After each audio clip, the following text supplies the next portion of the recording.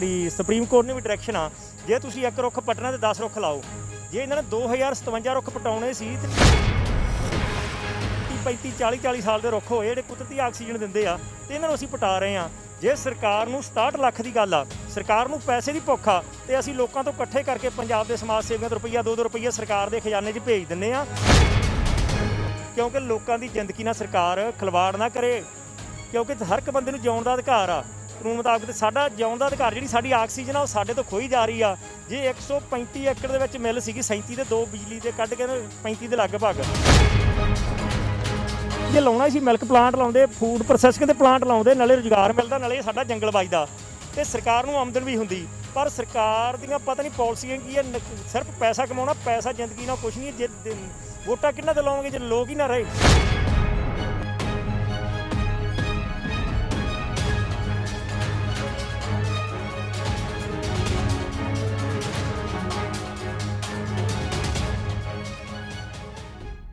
ਫਰੀਦਕੋਟ ਦੀ sugar mill ਦੇ ਵਿੱਚੋਂ ਦਰਖਤ ਪੁੱਟਣ ਦਾ ਮਾਮਲਾ ਲਗਾਤਾਰ ਹੀ ਵਗਦਾ ਜਾ ਰਿਹਾ ਹੈ। ਇਸ ਦੇ ਤਹਿਤ ਇਹ ਵੱਖ-ਵੱਖ ਜਥੇਬੰਦੀਆਂ ਵੱਲੋਂ, ਜਿੱਥੇ ਪਹਿਲੇ ਦਿਨ ਤੋਂ ਹੀ ਸੰਘਰਸ਼ ਸ਼ੁਰੂ ਕੀਤਾ ਗਿਆ ਸੀ, ਐਨਜੀਟੀ ਵੱਲੋਂ ਵੀ ਜਿਹੜਾ ਅੱਜ ਜਿਹੜੀ ਟੀਮ ਨੂੰ ਭੇਜਿਆ ਗਿਆ ਤੇ ਉਹਨਾਂ ਵੱਲੋਂ ਪੂਰੀ ਰਿਪੋਰਟ ਮੰਗੀ ਗਈ ਹੈ। ਇਸ ਲਈ ਪੂਰੀ ਗੱਲਬਾਤ ਕਰਨ ਲਈ ਸਾਡੇ ਨਾਲ ਗੁਰਪ੍ਰੀਤ ਸਿੰਘ ਚੰਦਬਾਜਾ ਜੀ ਮੌਜੂਦ ਨੇ। ਆਪਾਂ ਪਹਿਲਾਂ ਉਹਨਾਂ ਨਾਲ ਗੱਲਬਾਤ ਕਰਦੇ ਹਾਂ।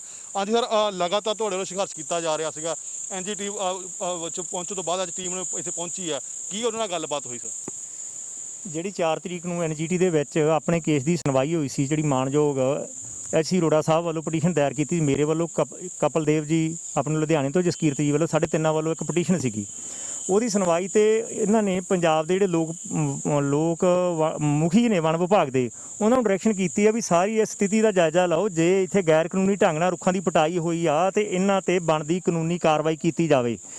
ਤੇ ਦੂਸਰੀ ਗੱਲ ਇਹੀ ਆ ਵੀ ਜਿਹੜੇ ਰੁੱਖ ਇਹ ਕਹਿ ਰਹੇ 257 ਰੁੱਖ ਮਤਲਬ ਪੱਟਣ ਦੇ ਲਈ ਟੈਂਡਰ ਹੋਇਆ, ਪਰ ਜਿਹੜੇ ਹੁਣ 1050 ਦੇ ਨੇੜੇ ਤਾਂ ਨੰਬਰਿੰਗ ਲੱਗ ਗਈ ਆ, ਤੇ ਜਿਹੜੇ ਰੁੱਖ ਪੱਟੇ ਗਏ ਜੇ ਇਹਨਾਂ ਨੂੰ ਦੇਖਿਆ ਜਾਵੇ ਤਾਂ 1000-2000 ਦੇ ਨੇੜੇ ਇਕੱਲੇ ਰੁੱਖ ਪੱਟੇ ਹੀ ਗਏ ਹੋਣੇ ਆ। ਜਿਹੜੇ ਪੱਟੇ ਗਏ ਰੁੱਖਾਂ ਦੀ ਵੀ ਗਿਣਤੀ ਬਾਰੇ ਬੇਨਤੀ ਕੀਤੀ ਅਫਸਰ ਸਾਹਿਬਾਨਾਂ ਨੂੰ, ਜਿਹੜੇ ਵਣ ਵਿਭਾਗ ਦੇ ਉੱਚ ਅਧਿਕਾਰੀ ਅੱਜ ਆਏ ਸੀਗੇ, ਵੀ ਉਹਨਾਂ ਦੀ ਵੀ ਗਿਣਤੀ ਉਹ ਸਮਾਜ ਸੇਵੀ ਸੰਸਥਾਵਾਂ ਨੂੰ ਨਾਲ ਲੈ ਕੇ ਉਹਨਾਂ ਦੀ ਗਿਣਤੀ ਕਰਨੀ ਹੈ। ਜਿਹੜੇ ਖੜੇ ਰੁੱਖ ਆ ਇਹਨਾਂ ਨੇ ਨੰਬਰ ਲਾਏ, ਜਿਹੜੇ ਰਹਿ ਗਏ ਅਸੀਂ ਆਪ ਦੇਖਾਂਗੇ।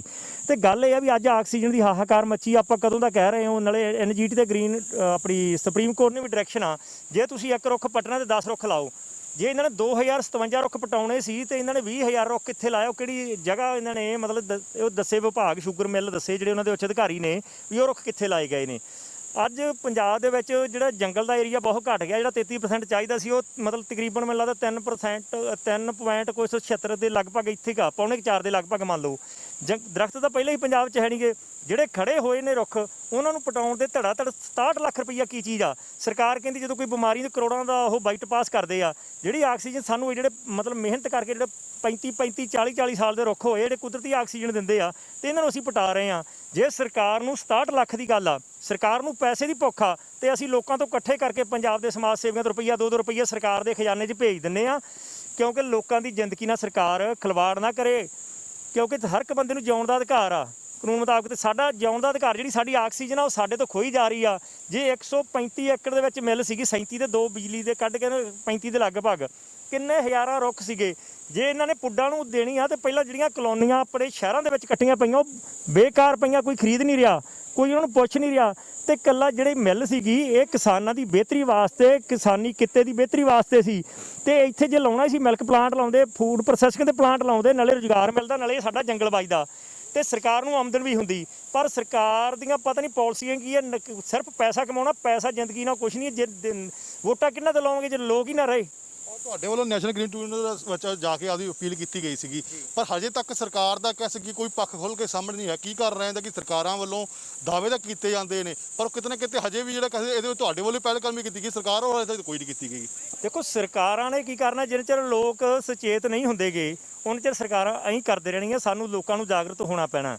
ਹੁਣ ਆਪਣੇ ਫਰੀਦਕੋਟ ਦੇ ਵਿੱਚ ਜਿਹੜਾ ਕੰਮ ਪਿੱਛੋਂ ਚੱਲ ਰਿਹਾ ਕਿਸੇ ਨੂੰ ਪਤਾ ਨਹੀਂ ਲੱਗਾ, ਭਿਣਕਣੀ ਪਈ ਰਾਤ ਨੂੰ ਕਿਹੜੇ ਹਿਸਾਬ ਨਾਲ ਰੁੱਖ ਕੱਢਦੇ ਸੀ ਇਹ ਨਹੀਂ ਪਤਾ ਲੱਗਾ। ਜਦੋਂ ਪਤਾ ਲੱਗਾ ਜਿਸ ਦਿਨ, ਉਸੇ ਦਿਨ ਫਰੀਦਕੋਟ ਦੀਆਂ ਵਾਤਾਵਰਨ ਪ੍ਰੇਮੀ ਮਨੁੱਖਤਾ ਨੂੰ ਪਿਆਰ ਕਰਨ ਵਾਲੇ ਲੋਕ ਮੈਦਾਨ 'ਚ ਆ ਗਏ ਤੇ ਉਸੇ ਦਿਨ ਆ ਕੇ ਇੱਥੇ ਦਰਖਤਾਂ ਦੀ ਪਟਾਈ ਦਾ ਕੰਮ ਰੋਕਿਆ ਗਿਆ। ਤੇ ਇਹ ਵੱਡੀ ਮਾਣ ਦੀ ਗੱਲ ਆ ਵੀ ਫਰੀਦਕੋਟ ਦੇ ਲੋਕ ਜਦੋਂ ਕਿਤੇ ਕੋਈ ਵੀ ਸੰਘਰਸ਼ ਹੁੰਦਾ ਉਹ ਫਰੀਦਕੋਟ ਦੇ ਪਹਿਲ ਕਦਮੀ ਫਰੀਦਕੋਟ ਤੋਂ ਹੁੰਦੀ ਆ, ਤੇ ਉਹ ਫਰੀਦਕੋਟ ਦੇ ਯੋਧੇ ਲੋਕ ਲੜ ਕੇ ਉਹ ਇੱਕ ਇਤਿਹਾਸ ਸਿਰਜਦੇ। ਜੇ ਪਿਛਲੇ ਵੀ ਆਪਾਂ ਇਤਿਹਾਸ ਦੇਖਾਂਗੇ ਤਾਂ ਇਸ ਕਰਕੇ ਇਹ ਸਾਰੇ ਫਰੀਦਕੋਟ ਵਾਸੀਆਂ ਦਾ ਵੀ ਧੰਨਵਾਦ ਕਰਦਾ। ਮੈਂ ਪੰਜਾਬ ਦੇ ਸਾਰੇ ਵਾਸੀਆਂ ਨੂੰ ਬੇਨਤੀ ਕਰਦਾ, ਜੇ ਕਿਤੋਂ ਵੀ ਰੁੱਖ ਪੱਟੀ ਦੇ ਹੋਣ ਸਾਨੂੰ ਦੱਸੋ, ਐਚਸੀ ਅਰੋੜਾ ਸਾਹਿਬ ਨੂੰ ਦੱਸੋ, ਆਪਾਂ ਸਰਕਾਰ ਨੂੰ ਰੁੱਖ ਪੱਟਣ ਤੇ ਪੂਰਨ ਤੌਰ ਤੇ ਪਾਬੰਦੀ ਲਾਵਾਂਗੇ। ਨਹਿਰਾਂ ਤੋਂ ਭਾਵੇਂ ਪੱਟੀ ਦੇਣ, ਭਾਵੇਂ ਸੜਕਾਂ ਤੋਂ ਪੱਟੀ ਦੇਣ, ਭਾਵੇਂ ਸਕੂਲਾਂ 'ਚੋਂ ਪੱਟੀ ਦੇਣ। ਤੇ ਦੂਜੀ ਮੈਂ ਆਪਣੇ ਕਿਸਾਨ ਵੀਰਾਂ ਨੂੰ ਵੀ ਬੇਨਤੀ ਕਰਦਾ, ਪਿਛਲੀ ਉਮਰ ਗਨਾਹੇ ਬੀਤੀ, ਰੱਬ ਦੀ ਭਗਤ ਨਾ ਕੀਤੀ, ਅੱਗੇ ਸੁਧਰ ਚਲੋ ਨੰਦ ਲਾਲਾ, ਜੋ ਪਾਸ਼ੇ ਬੀਤੀ ਸੋ ਬੀਤੀ। ਜੋ ਗਲਤੀਆਂ ਹੋ ਗਈਆਂ ਉਹਦੇ ਵਿੱਚ ਅਸੀਂ ਆਪ ਵੀ ਹਾਂ, ਅਸੀਂ ਖੇਤਾਂ 'ਚ ਨਹੀਂ ਛੱਡੇ। ਕੋਸ਼ਿਸ਼ ਕਰੀਏ ਆਪਾਂ ਮੋਟਰਾਂ ਤੇ ਆਪਾਂ ਖੇਤਾਂ 'ਚ ਵੀ ਰੁੱਖ ਵਧਾਈਏ ਤੇ ਸਰਕਾਰ ਦੀ ਜਿਹੜੀ ਜ਼ਿੰਮੇਵਾਰੀ ਬਣਦੀ ਆ ਉਹਨੂੰ ਵੀ ਤੈਅ ਕਰਾਈਏ। ਦੂਜਾ ਸਾਡਾ ਨੋਟਿਸ ਇੱਕ ਹੋਰ ਗਿਆ, ਨੈਸ਼ਨਲ ਹਾਈਵੇ 54 ਦਾ, ਜਿਹੜਾ ਗੋਨਿਆਣੇ ਤੋਂ ਲੈ ਕੇ ਤਰਨਤਾਰਨ ਤੱਕ ਸੜਕ ਦੇ ਦੋਵੇਂ ਪਾਸੇ ਬਹੁਤ ਸੰਘਣੇ ਰੁੱਖ ਲੱਗਣੇ ਸੀ। ਜਿਹੜੀ ਨੈਸ਼ਨਲ ਹਾਈਵੇ ਦੀ ਪਾਲਿਸੀ ਹੁੰਦੀ ਆ, ਇੱਕ ਹੁੰਦੀ ਆ, ਜੇ ਆਪਾਂ ਗੋਨਿਆਣੇ ਤੋਂ ਖੇਤ ਤੋਂ ਲੈ ਕੇ ਕਿਸਾਨ ਦੀ ਵੱਟ ਤੱਕ ਗਏ 6-6 ਲੈਣਾ ਲੱਗੀਆਂ 5-5। ਇਸੇ ਤਰ੍ਹਾਂ ਜਿਹੜੀ ਸਰਸਾ ਹਿਸਾਰ ਦਿੱਲੀ ਵਾਲੀ ਲੈਣਾ, ਉਸ ਤੇ ਵੀ 6-6 ਲੈਣਾ ਸੜਕ ਦੇ ਪੁਸ਼ਤੇ ਤੋਂ ਲੈ ਕੇ ਕਿਸਾਨ ਦੇ ਖੇਤ ਤੱਕ ਉਹ ਜੰਗਲ ਬਣੇ ਪਏ ਛੋਟੇ ਦਰਖਤ। ਤੇ ਜੇ ਗੋਨਿਆਣੇ ਤੋਂ ਤਰਨਤਾਰਨ ਵਾਲੀ ਸਾਈਡ ਦੀ ਗੱਲ ਕਰਾਂਗੇ ਤੇ ਉੱਥੇ ਸਿਰਫ 2 ਲੈਣਾ ਲੱਗੀਆਂ, ਉਹ 'ਚੋਂ ਅੱਧੇ ਬੂਟੇ ਮਰੇ ਹੋਏ ਆ ਤੇ 25-25 ਫੁੱਟ ਤੇ ਬੂਟਾ ਹੋਊਗਾ ਵੀ ਸ਼ੇਪ 'ਚ, ਸਿਰਫ 2 ਲੈਣਾ। ਤੇ ਇਹਦੇ ਜਿਹੜਾ ਘਟਾਲਾ, ਵੱਡਾ ਘਟਾਲਾ, ਕਿਉਂਕਿ ਦੂਜਾ ਆਪਣੇ ਤੋਂ ਨੈਸ਼ਨਲ ਹਾਈਵੇ ਤੋਂ ਜਦੋਂ ਇਹ ਰਖਲਾਉਣ ਦਾ ਟੈਂਡਰ ਲਿਆ ਹੋਊ ਕੰਪਨੀਆਂ ਨੇ, ਉਹ ਸਾਰੇ ਭਾਰਤ ਦਾ ਜਿਹੜਾ ਨਕਸ਼ਾ ਉਹ ਇੱਕ ਹੁੰਦਾ ਹੋਊਗਾ। ਇਹ ਨਹੀਂ ਵੀ ਇਹ 100 ਕਿਲੋਮੀਟਰ ਦੇ ਵਿੱਚ 2 ਤਰ੍ਹਾਂ ਦਾ ਹੋਊਗਾ। ਉਹ ਵੀ ਨੋਟਿਸ ਗਿਆ, ਜੇ 15 ਦਿਨ ਦੇ ਵਿੱਚ ਵਿਭਾਗ ਉਹ ਤੇ ਕਾਰਵਾਈ ਕਰਕੇ ਸਾਨੂੰ ਤਸੱਲੀ ਬਖਸ਼ ਜਵਾਬ ਨਹੀਂ ਦਿੰਦਾ ਤੇ ਉਹ ਕੇਸ ਵੀ NGT ਜਾਊਗਾ। ਸੜਕ ਦੇ ਦੋਵੇਂ ਪਾਸੇ ਰੁੱਖ ਲੱਗਣ। ਦੂਜੀ ਅਸੀਂ ਸਰਕਾਰ ਨੂੰ ਇਹ ਵੀ ਬੇਨਤੀ ਕਰਦੇ ਹਾਂ ਵੀ ਜਿਹੜੀ ਵੱਡਾ ਕਾਰਨ ਸੜਕਾਂ ਦੇ ਰੁੱਖਾਂ ਨਾ ਹੋਣ ਦਾ ਉਹ ਇਹ ਆ ਵੀ ਕਿਸਾਨ ਅੱਗ ਲਾ ਦਿੰਦੇ ਆ ਜਾਂ ਬੱਕਰੀਆਂ ਮੱਝਾਂ ਵਾਲੇ। ਜੇ ਤੁਸੀਂ ਸੜਕ ਦੇ ਸਾਈਡਾਂ ਤੇ 5-5 6-6 ਲੈਣਾ ਜਿਹੜੇ ਰੁੱਖ ਲਾਉਣੇ ਆ, ਕਿਸਾਨ ਨੂੰ ਕਹੋ ਵੀ ਤੁਸੀਂ ਫਰੂਟ ਦੇ ਲਾ ਲਓ, ਫਰੂਟ ਤੁਹਾਡਾ, ਜਿਹੜੇ ਬੂਟੇ ਸਰਕਾਰ ਦੇ ਹੋਣ ਤੇ ਕਿਸਾਨ ਨਾਲੇ ਬੂਟੇ ਸੰਭਾਲੂਗਾ, ਨਾਲੇ ਪਾਲੂਗਾ ਤੇ ਨਾਲੇ ਹਰਿਆਲੀ ਹੋਊਗੀ, ਨਾਲੇ ਕਿਸਾਨ ਦੀ ਆਮਦਨ ਵਧੂਗੀ। ਸਰ ਗੱਲ ਕਰੀਏ ਵੀ ਹੁਣ ਆਇਆ ਗਿਆ ਕਿ ਤੇ ਲੱਗਦਾ ਹੈ ਕਿ ਵਣ ਵਿਭਾਗ ਇੱਥੇ ਕੋਈ ਕਾਰਵਾਈ ਕਰੂ, ਕਿਉਂਕਿ ਇੰਨਾ ਟਾਈਮ ਹੋ ਗਿਆ ਪਹਿਲਾਂ ਵੀ ਨਹੀਂ ਕੀਤੀ। ਦੇਖੋ, ਵਣ ਵਿਭਾਗ ਅੱਜ ਇਸ ਵਿਭਾਗ ਦੇ ਮੁਖੀ ਆਏ ਸਨ, ਜਿਨ੍ਹਾਂ ਨੇ ਕਿ ਨਿਰਦੇਸ਼ ਦਿੱਤਾ ਹੈ ਵੀ ਜਿਹੜੇ ਬੂਟੇ ਕੱਟੇ ਗਏ ਹੈ ਉਹਨਾਂ ਦੀ ਮਾਰਕਿੰਗ ਕੀਤੀ ਜਾਵੇ ਤਾਂ ਕਿ ਪਤਾ ਲੱਗ ਸਕੇ ਵੀ ਜਿਹੜੇ ਠੇਕੇ 'ਚ ਵੀ ਕਿੰਨੇ ਜਿਹੜੇ ਦਰਖਤਾਂ ਦੀ ਕਟਾਈ ਦਾ ਠੇਕਾ ਹੋਇਆ ਸੀ ਤੇ ਕਿੰਨੇ ਦਰਖਤ ਮੌਜੂਦਾ ਤੌਰ ਤੇ ਕੱਟੇ ਤੇ ਕਿੰਨੇ ਖੜੇ ਆ, ਤਾਂ ਕਿ ਜਿਹੜਾ ਹੈ ਇਹ ਸੱਚਾਈ ਸਾਹਮਣੇ ਆ ਸਕੇ।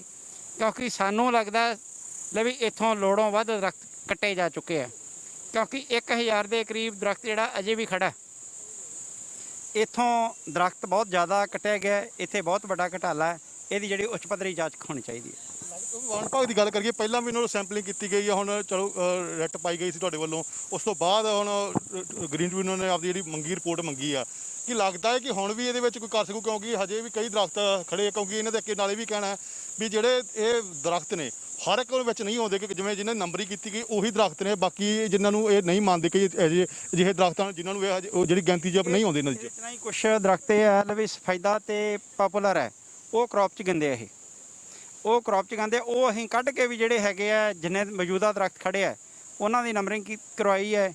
ਹੁਣ ਜਿਹੜੇ ਕੱਟੇ ਆ ਦਰਖਤ ਉਹਨਾਂ ਦੀ ਮੇਜਰਮੈਂਟ ਜਿਹੜੀ ਹੈਗੀ ਹੈ ਉਹ ਅਸੀਂ ਦੇਖਾਂਗੇ ਕਿੰਨੇ ਦਰਖਤ ਕੱਟੇ ਗਏ ਹੈ, ਉਸ ਹਿਸਾਬ ਨਾਲ ਜਿਹੜੀ ਹੈ ਬੰਦੀ ਜਿਹੜੇ ਠੇਕੇਦਾਰ ਤੇ ਕਾਰਵਾਈ ਹੋਣੀ ਚਾਹੀਦੀ ਹੈ। ਬਿਲਕੁਲ ਜੀ, ਲਗਾਤਾਰ ਹੀ ਜਿਹੜਾ ਮਾਮਲਾ ਪੂਰਾ ਭਖਿਆ ਹੋਇਆ ਹੈ। ਜਦੋਂ ਤੋਂ ਇਹ ਦਰਖਤ ਕੱਟੇ ਗਏ ਸਨ ਉਸ ਤੋਂ ਬਾਅਦ ਹੀ ਹੈਗਾ, ਜਿਹੜਾ ਤੁਹਾਨੂੰ ਇੱਕ ਵਾਰੀ ਦਿਖਾਉਣਾ ਚਾਹੁੰਦੇ ਆ, ਇਹ ਸਾਰੀ ਜਗ੍ਹਾ ਦੇ ਉੱਪਰ ਜਿਹੜੇ ਦਰਖਤ ਲੱਗੇ ਹੋਏ ਸਨ, ਧੜਾ ਧੜ ਇਹਨਾਂ ਦੀ ਕਟਾਈ ਚੱਲ ਰਹੀ ਸੀਗੀ। ਜਦੋਂ ਸਮਾਜ ਸੇਵੀਆਂ ਨੂੰ ਪਤਾ ਲੱਗਾ ਉਸ ਤੋਂ ਬਾਅਦ ਜਿਹੜਾ ਹੈਗਾ ਇੱਥੇ ਬੋਲਿਆ ਗਿਆ ਤੇ ਉਸ ਤੋਂ ਬਾਅਦ ਜਿਹੜੀ ਕਟਾਈ ਰੁਕਾਈ ਗਈ ਸੀਗੀ। ਇਸ ਤੋਂ ਬਾਅਦ ਹੁਣ ਆਪਾਂ ਜਿਹੜੇ ਅਧਿਕਾਰੀ ਪਹੁੰਚੇ, ਆਪਾਂ ਉਹਨਾਂ ਨਾਲ ਵੀ ਗੱਲਬਾਤ ਕਰਦੇ ਹਾਂ, ਉਹਨਾਂ ਦਾ ਕੀ ਕਹਿਣਾ ਇਸ ਮਸਲੇ ਨੂੰ ਲੈ ਕੇ।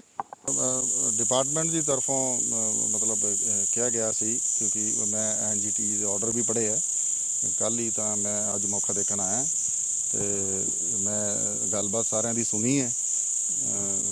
ਆਪਣਾ NGOs ਜਿਹੜੇ ਹੈਗੇ ਸਰਦਾਰ ਗੁਰਪ੍ਰੀਤ ਸਿੰਘ ਜੀ, ਉਹਨਾਂ ਨੂੰ ਵੀ ਸੁਣਿਆ, ਮੌਕਾ ਵੀ ਦੇਖਿਆ, ਸਾਰਿਆਂ ਨੂੰ ਗੱਲਬਾਤ ਕੀਤੀ ਹੈ।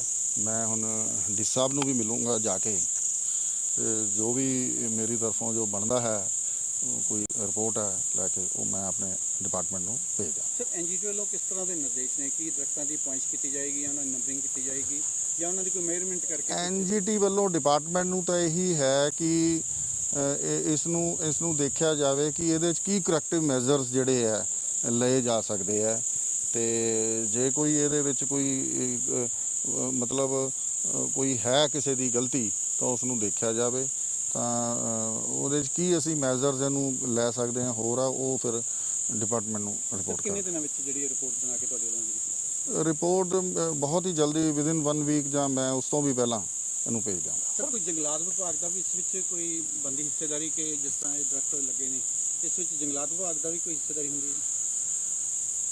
ਨਹੀਂ, ਇਸ ਤਰ੍ਹਾਂ ਹੈ ਕਿ ਇਹ ਇੱਕ ਚਾਹੇ ਗਵਰਨਮੈਂਟ ਦੀ ਜ਼ਮੀਨ ਹੋਵੇ ਚਾਹੇ ਕਿਸੇ ਦੀ, ਇਹ ਇੱਕ ਡਿਪਾਰਟਮੈਂਟ ਦੀ ਜ਼ਮੀਨ ਹੈ। ਇਹ ਪ੍ਰੋਟੈਕਟਡ ਫੋਰੈਸਟ ਜਾਂ ਡੀਮ ਫੋਰੈਸਟ ਨਹੀਂ ਹੈ ਰਿਕਾਰਡ ਦੇ ਵਿੱਚ, ਜੋ ਮੈਂ ਡਿਸਕਸ ਕੀਤਾ, ਮੈਂ ਦੇਖਿਆ ਹੈ। ਔਰ ਇਹ ਸਾਡੇ ਡਿਪਾਰਟਮੈਂਟ ਵੱਲੋਂ ਇਹਨਾਂ ਨੂੰ ਅਸੈਸਮੈਂਟ ਕਰਕੇ ਦਿੱਤੀ ਗਈ ਹੈ, ਕਿਉਂਕਿ ਇਹ ਇੱਕ ਗਵਰਨਮੈਂਟ ਹੈ। ਲੋਕ ਗਵਰਨਮੈਂਟ ਡਿਪਾਰਟਮੈਂਟ ਅਸੈਸ ਕਰਦੇ ਆ ਕਿ ਕਈ ਵਾਰ ਕੋਈ ਦਰਖਤ ਉਹਨਾਂ ਨੇ ਡਿਵੈਲਪਮੈਂਟ ਪਰਪਸ ਤੋਂ ਕਟਾਉਣਾ ਹੈ, ਕੋਈ ਬਿਲਡਿੰਗ ਤੇ ਡਿੱਗ ਰਿਹਾ, ਕੋਈ ਦੇਰ ਆਰ ਲੋਟ ਆਫ ਰੀਜ਼ਨਸ। ਤਾਂ ਸਾਡੇ ਡਿਪਾਰਟਮੈਂਟ ਨੇ ਇਹਨਾਂ ਨੂੰ ਅਸੈਸ ਕਰਕੇ ਦਿੱਤਾ ਸਰਕਾਰੀ ਰੇਟ ਤੇ ਕਿ ਇਹਨਾਂ ਦੀ ਬੇਨਤੀ ਤੇ ਕਿ ਮਤਲਬ ਇਹ ਇੰਨੇ ਦਾ ਹੈ ਇਹ ਦਰਖਤ, ਜੋ ਉਹਦੀ ਵੈਲਿਊ ਟੈਂਟਿਵ। ਲੇਕਿਨ ਨਾਲ ਉਹਨਾਂ ਨੇ ਇਹ ਵੀ ਡਾਇਰੈਕਟ ਕੀਤਾ ਥੱਲੇ, ਜੇ ਤੁਸੀਂ ਲੈਟਰ ਪੜ੍ਹੋਗੇ, ਕਿ ਇਹਨਾਂ ਨੂੰ ਕਟਾਉਣਾ ਜਾਂ ਨਾ ਕਟਾਉਣਾ ਮਤਲਬ ਦੀ ਸਾਡੀ ਪ੍ਰਵਾਨਗੀ ਨਹੀਂ ਹੈਗੀ, ਤੇ ਹਰੇ ਦਰਖਤ ਨਾ ਕਟਵਾਏ ਜਾਣ, ਵੱਧ ਤੋਂ ਵੱਧ ਰੁੱਖ ਲਾਏ ਜਾਣ। ਸਾਡੇ ਡਿਪਾਰਟਮੈਂਟ ਨੇ ਜੋ ਡੀਐਫਓ ਫਿਰੋਜ਼ਪੁਰ ਨੇ ਅਸੈਸਮੈਂਟ ਕੀਤੀ, ਉਹਦੇ ਵਿੱਚ ਕਲੀਅਰ ਕੱਟ ਲਿਖਿਆ ਹੈ। ਸਰ, ਇਸ ਤੋਂ ਇਲਾਵਾ ਜਿਹੜੇ ਸਮਾਜ ਸੇਵੀ ਸੰਸਥਾਵਾਂ ਨੂੰ ਜਿਹੜੀ ਇੱਕ ਪਟੀਸ਼ਨ ਦਾਇਰ ਕੀਤੀ ਗਈ ਹੈ ਜਾਂ ਇੱਕ ਸ਼ਿਕਾਇਤ ਦਰਜ ਕਰਵਾਈ ਗਈ ਹੈ, ਉਸ ਵਿੱਚ ਦਰਖਤਾਂ ਦੀ ਗਿਣਤੀ ਨੂੰ ਲੈ ਕੇ ਵੀ ਕਾਫੀ ਸਵਾਲ ਖੜੇ ਕੀਤੇ ਕਿ ਗਿਣਤੀ ਜ਼ਿਆਦਾ ਸੀ ਪਰ ਦੱਸੀ ਘੱਟ ਗਈ ਹੈ, ਜਿਹੜੀ ਉਹਨਾਂ ਨੂੰ ਕੰਟੈਕਟ ਦਿੱਤਾ ਗਿਆ ਸੀ। ਉਹ ਮੌਕੇ ਤੇ ਵੈਰੀਫਾਈ ਕਰਨ ਨੂੰ ਮੈਂ ਆਲਰੇਡੀ ਰੇਂਜ ਅਫਸਰ ਨੂੰ ਕਹਿ ਦਿੱਤਾ ਕਿ ਕੀ ਹੈ, ਮੈਂ ਸਾਰਿਆਂ ਦੇ ਸਾਹਮਣੇ ਹੀ ਇਹ ਗੱਲ ਕਹੀ ਹੈ ਕਿ ਇਹਨੂੰ ਆਪਾਂ ਦੁਬਾਰਾ ਗਿਣਤੀ ਕਰ ਲਓ, ਕੀ ਰੁੱਖ ਜਿਹੜੇ ਕੱਟੇ ਗਏ ਹੈ ਉਹ ਕਿੰਨੇ ਹੈ, ਕਿੰਨਾ ਆਪਦਾ ਦੇਣਗੇ, ਉਹਨੂੰ ਕਾਊਂਟ ਕਰ ਲਾਂਗੇ ਉਹਨਾਂ ਕੋਲ। ਅਧਿਕਾਰੀਆਂ ਨਾਲ ਗੱਲਬਾਤ ਕੀਤੀ ਤਾਂ ਉਹਨਾਂ ਦਾ ਕਹਿਣਾ ਹੈ ਕਿ ਅੱਜ ਉਹਨਾਂ ਵੱਲੋਂ ਜਲਦੀ ਜਿਹੜੀ ਰਿਪੋਰਟ ਤਿਆਰ ਕਰਕੇ ਕੀਤੀ ਜਾਵੇਗੀ, ਕਿਉਂਕਿ ਉਸ ਤੋਂ ਪਹਿਲਾਂ ਵੀ ਨੰਬਰ ਸੈਂਪਲਿੰਗ ਕੀਤੀ ਗਈ। ਨਾਲ ਜੋ ਸਮਾਜ ਸੇਵੀ ਨੇ ਉਹਨਾਂ ਨਾਲ ਮਿਲ ਕੇ ਇੱਕ ਟੀਮ ਬਣਾ ਕੇ ਜਿਹੜੀ ਹੈਗੀ ਨੰਬਰਿੰਗ ਦੁਬਾਰਾ ਕੀਤੀ ਜਾਵੇਗੀ। ਜਿੰਨੇ ਟੋਏ ਪੱਟੇ ਨੇ ਉਹਨਾਂ ਉੱਪਰ ਵੀ ਸੈਂਪਲਿੰਗ ਕੀਤੀ ਜਾਵੇਗੀ, ਕਿਉਂਕਿ ਇਹਨਾਂ ਵਿੱਚੋਂ ਕਿਹੜੇ ਦਰਖਤ ਪੱਟੇ ਗਏ ਨੇ, ਉਹਨਾਂ ਨੂੰ ਨੰਬਰਿੰਗ ਲਾਏਗੀ। ਉਸ ਤੋਂ ਬਾਅਦ ਜਿਹੜਾ ਹੈਗਾ ਵੇਖਿਆ ਜਾਵੇ, ਕਿਉਂਕਿ ਉਹਨਾਂ ਦਾ ਵਿਭਾਗ ਦਾ ਇਹੀ ਕਹਿਣਾ ਕਿ ਸਾਡੇ ਵੱਲੋਂ ਸਿਰਫ ਮੇਜਰਮੈਂਟ ਕੀਤੀ ਗਈ ਸੀਗੀ, ਨਾ ਕਿ ਦਰਖਤ ਕੱਟਣ ਨੂੰ ਕਿਹਾ ਗਿਆ ਸੀਗਾ। ਤੇ ਦੂਜੀ ਗੱਲ, ਉਹਨਾਂ ਵੱਲੋਂ ਇਹ ਕਲੀਅਰ ਕਿਹਾ ਗਿਆ ਸੀ ਕਿ ਹਰੇ ਦਰਖਤ ਨਹੀਂ ਕੱਟੇ ਜਾਣਗੇ। ਤਾਂ ਤੁਹਾਨੂੰ ਇਹ ਦਿਖਾਉਣਾ ਚਾਹੁੰਦੇ ਕਿ ਇੱਥੇ ਪੂਰੇ ਹੀ ਜਿਹੜੀ ਦਰਖਤ ਸੀਗੇ ਲੱਗੇ ਹੋਏ ਸਨ, ਸਾਰਿਆਂ ਦੀ ਕਟਾਈ ਜਿਹੜੀ ਅੰਨ੍ਹੇਵਾਹ ਕੀਤੀ ਗਈ ਸੀਗੀ, ਜਿਸ ਤੋਂ ਬਾਅਦ ਜਿਹੜਾ ਹੈਗਾ ਮਾਮਲਾ ਭਗ ਚੁੱਕਿਆ ਸੀ। ਲਗਾਤਾਰ ਹੀ ਹੈਗਾ ਜਿਹੜਾ ਹੈਗਾ ਸਮਾਜ ਸੇਵੀ ਜਥੇ ਮਤਲਬ ਧਰਨੇ ਵੀ ਲਗਾਏ ਗਏ ਨੇ, ਸਰਕਾਰਾਂ ਦਾ ਵੀ ਰੋਸ ਕੱਢਿਆ ਇਹਨਾਂ ਨੈਸ਼ਨਲ ਗ੍ਰੀਨ ਟ੍ਰਿਬਿਊਨਲ ਵਿੱਚ ਵੀ ਜਿਹੜਾ ਪਹੁੰਚ ਕੀਤੀ ਗਈ ਸੀ। ਉਸ ਤੋਂ ਬਾਅਦ ਜਿਹੜਾ ਹੈਗਾ ਨੈਸ਼ਨਲ ਗ੍ਰੀਨ ਟ੍ਰਿਬਿਊਨਲ ਵੱਲੋਂ ਜਿਹੜਾ ਹੈਗਾ ਟੀਮ ਬਣਾਈ ਗਈ ਹੈ, ਉਹਨਾਂ ਤੋਂ ਜਿਹੜੀ ਰਿਪੋਰਟ ਮੰਗੀ ਗਈ ਆ, ਉਸ ਦੇ ਤਹਿਤ ਹੀ ਅੱਜ ਦੀ ਟੀਮ ਇੱਥੇ ਫਰੀਦਕੋਟ ਪਹੁੰਚੀ ਸੀਗੀ। ਉਹਨਾਂ ਵੱਲੋਂ ਹੁਣ ਥੋੜੇ ਦਿਨਾਂ ਦੇ ਵਿੱਚ ਉਹਨਾਂ ਦਾ ਕਹਿਣਾ ਕਿ ਡਿਪਟੀ ਕਮਿਸ਼ਨਰ ਨੂੰ ਵੀ ਮਿਲ ਲਣਗੇ, ਤੇ ਉਸ ਤੋਂ ਬਾਅਦ ਜਿਹੜਾ ਹੈਗਾ ਟੀਮ ਜਿਹੜਾ ਆਪਣੀ ਰਿਪੋਰਟ ਹੈ ਉਹ ਜਿਹੜੀ ਨੈਸ਼ਨਲ ਗ੍ਰੀਨ ਟ੍ਰਿਬਿਊਨਲ ਵਿੱਚ ਸਬਮਿਟ ਕਰ ਦੇਣਗੇ। ਹੁਣ ਦੇਖਣਾ ਇਹ ਹੋਵੇਗਾ ਕਿ ਲਗਾਤਾਰ ਜਿਹੜਾ ਸੰਘਰਸ਼ ਜਿਹੜਾ ਚੱਲਦਾ ਆ ਰਿਹਾ, ਇਸ ਦੇ ਤਹਿਤ ਨਿਕਲ ਕੇ ਸਾਹਮਣੇ ਆਉਂਦਾ ਕਿ ਲਗਾਤਾਰ ਦਰਖਤਾਂ ਦਾ ਮਾਮਲਾ, ਇੱਕ ਪਾਸੇ ਸਮਾਜ ਸੇਵੀਆਂ ਦੇ ਕਹਿਣਾ ਕਿ ਲੋਕੀ ਆਕਸੀਜਨਾਂ ਮਾਰ ਰਹੇ ਨੇ, ਪਰ ਦੂਜੇ ਪਾਸੇ ਜਿਹੜੇ ਕੁਦਰਤੀ ਸਰੋਤ ਨੇ ਇਹਨਾਂ ਨੂੰ ਕੱਟਿਆ ਜਾ ਰਿਹਾ ਹੈਗਾ। ਹੁਣ ਆਉਣ ਵਾਲੇ ਸਮੇਂ ਦੇ ਵਿੱਚ ਵੇਖਣਾ ਹੋਵੇਗਾ ਕਿ ਇਸ ਤੋਂ ਬਾਅਦ ਜਿਹੜੀ ਜਾਂਚ ਆਈ ਹੈ ਉਹ ਕੀ ਇਹਦੇ ਵਿੱਚ ਕੱਢਦੀ ਆ, ਤੇ ਸਮਾਜ ਸੇਵੀ ਇਹਦੇ ਵਿੱਚ ਕੀ ਸਿੱਟਾ ਨਿਕਲਦਾ। ਸਮਾਜ ਸੇਵੀ ਜੋ ਲਗਾਤਾਰ ਸੰਘਰਸ਼ ਕਰ ਰਹੇ ਨੇ, ਉਹਨਾਂ ਦੀ ਜਿੱਤ ਕਦੋਂ ਹੁੰਦੀ ਹੈ, ਇਹ ਆਉਣ ਵਾਲਾ ਸਮਾਂ ਹੀ ਦੇਖੇਗਾ। ਫਰੀਦਕੋਟ ਤੋਂ ਕੈਮਰਾਮੈਨ ਧਰਮਿੰਦਰ ਦੇ ਨਾਲ ਜਗਬਾਣੀ ਟੀਵੀ ਲਈ ਜਗਤਾਰ ਦਸਾਂਝ।